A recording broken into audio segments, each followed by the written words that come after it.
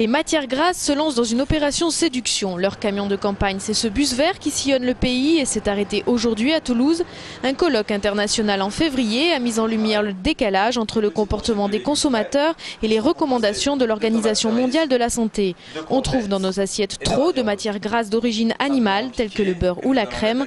Mais attention, comme l'explique la diététicienne Florence Thorez, pas question de crier haro sur le gras. Elles doivent représenter à peu près 30 à 35% de nos apports énergétiques totaux dans la journée.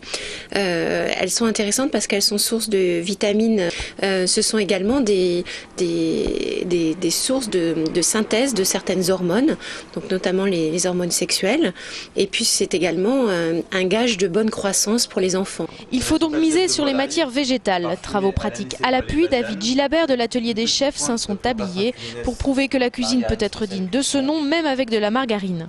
Maintenant, ils ont réussi à faire des margarines qui sont similaires à ce que nous on appelle des beurres clarifiés, c'est-à-dire un beurre qui ne va pas noircir et qui ne va pas brûler. De même, il ne va pas y avoir d'éclaboussure lorsque vous allez déposer votre élément de cuisson, votre élément à cuire dans votre poêle.